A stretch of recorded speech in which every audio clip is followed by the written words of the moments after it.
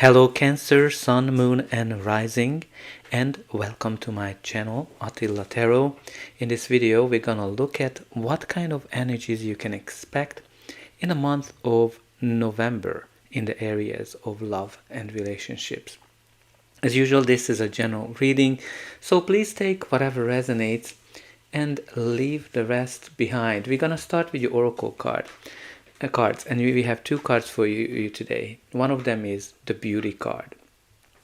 So obviously this is all about beauty, telling us that you are very beautiful. Maybe you are way more beautiful than you think you are. But also try to find beauty in your life, beauty in your love life, in your relationships. Try to see things more from the beauty perspective. Now we also have here the freedom card for you.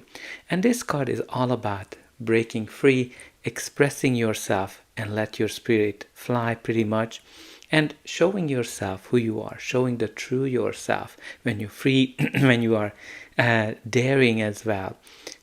So very important for you to kind of step outside your limitation and don't let yourself being trapped by conventions and expectations from others. So definitely just be yourself and embrace that freedom, or free yourself from something or someone. And when you kind of look at these two cards, it kind of tells the story that you're very beautiful. Maybe you need to free yourself from those thoughts that are telling you you're not, or the people that might be telling you not, or anything that's kind of holding you back to achieve that beauty as well. So embrace your freedom and break free from something. But let's see what the tarot is telling us. In the center of your reading, you do have here the Six of Cups.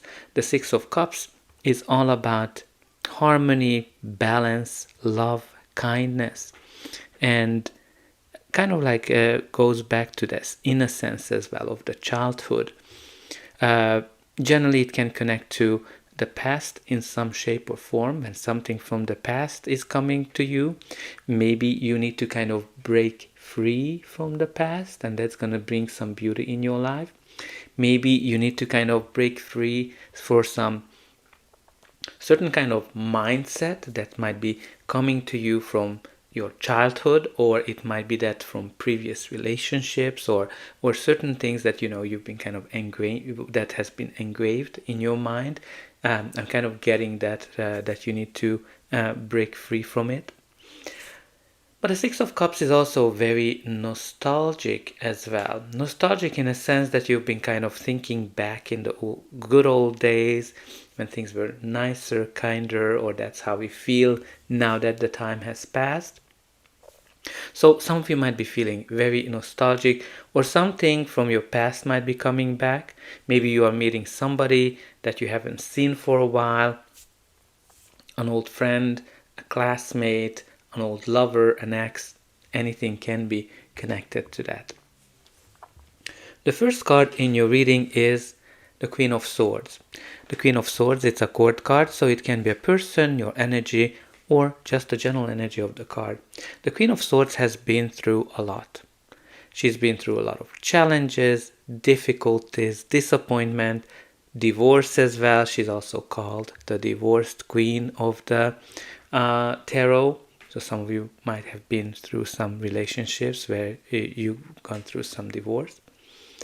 But all of those challenges, the difficulties that she went through, made her stronger. And now she sees clearly. So some of you might be getting clarity because she's the Queen of Clarity.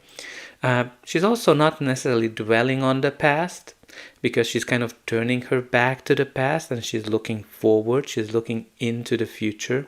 So might be here something that you need to free yourself from some kind of a past patterns of your life.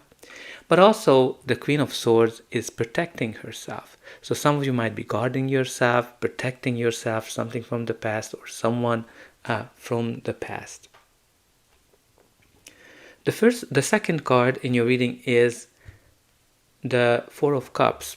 So the Four of Cups can be connected to boredom, apathy, sulking as well, when we're kind of not seeing things that are right in front of our eyes. because we're kind of focusing on those 3 empty cups that are symbolizing what went wrong in the past. And you're kind of expecting that whatever is happening to you will be the same that was in the past. So some of you might be offering here some kind of a reconciliation. Some of you might be offering here their heart. Maybe there's somebody might be want to date you, somebody might be interested in you, but because of those negative experiences, you're kind of wondering, okay, why would this be any different? Well, the only reason why it would be any different, because you can see that cup, that opportunity is coming from the universe. And sometimes, like, we kind of get on this mindset of keep focusing whatever's been negative. So, and that's why you might not see this opportunity. But also, sometimes we kind of in a dreamy position with the Four of Cups, in the kind of what ifs, what if my life, what if my partner, what if something would be this or that, as opposed to appreciating it for whatever it is. The next card that has a message for you today is the Five of Swords. So the Five of Swords is a conflict card. Now it can be an internal conflict, so some of you might be going through some internal soul searching as well when the Five of Swords comes up.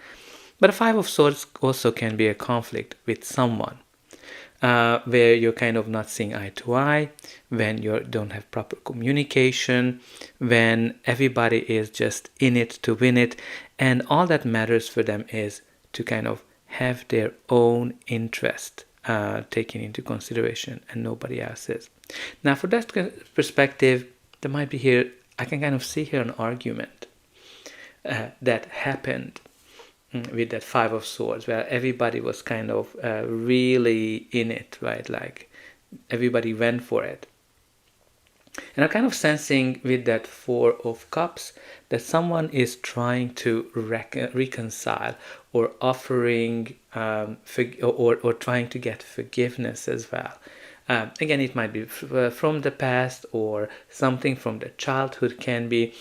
And I think some of you might be really just guarding yourself. It's like, is this really a real kind of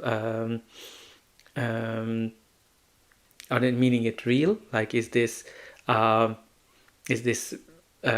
reality what they're thinking, or are they just trying to play with you? Yeah, I'm kind of getting that. Like they might be asking for forgiveness, and I think some of you might have hard time giving that forgiveness here, because you might be still sulking over whatever happened. Some of you might be just simply protecting yourself. Like, you know what, this was a very hard battle, and I just don't want to go back there.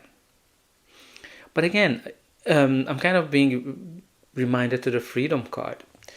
And the reason I'm kind of getting to the Freedom card, because when you forgive someone, you're actually forgiving yourself. You're not necessarily forgetting whatever happened, right? But you are letting yourself free from the grudges, from all those hurts that this person caused you. So some of you might need to kind of take that into consideration, whether if you forgive someone, will that free you and will that bring more beauty into your life.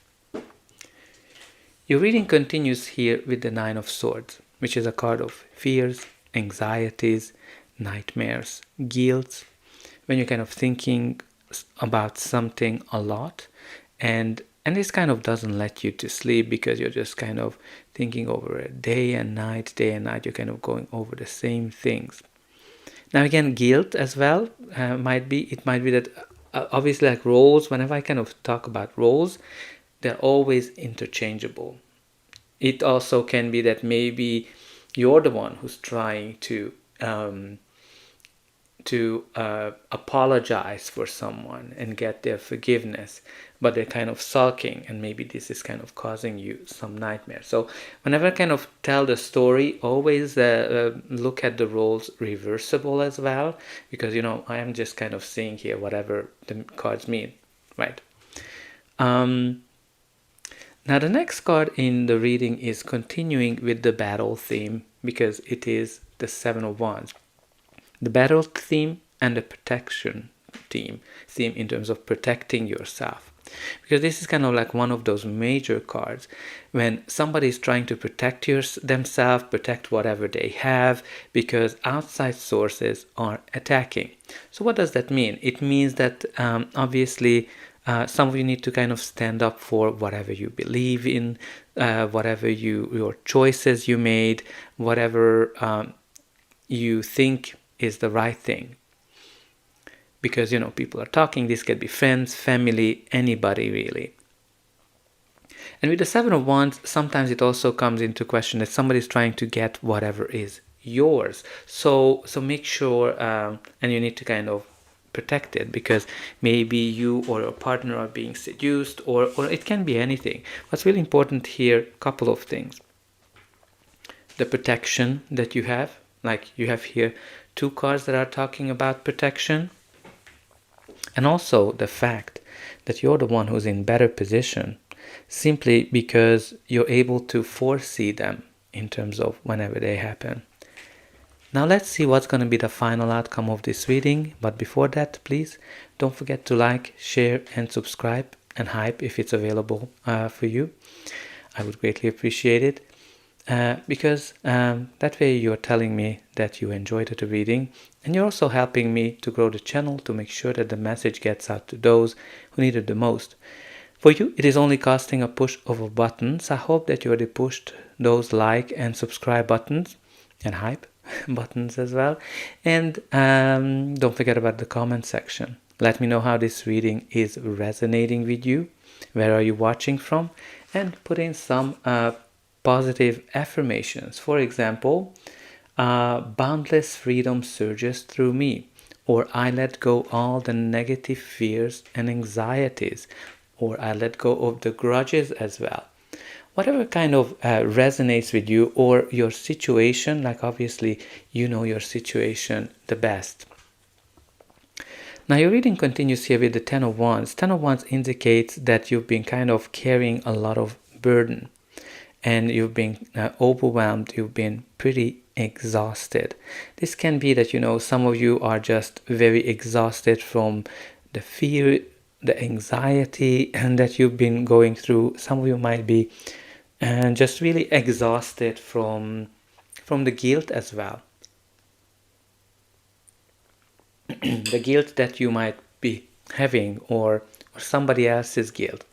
Whatever it is, it's pretty exhausting when the Ten of Wands comes up.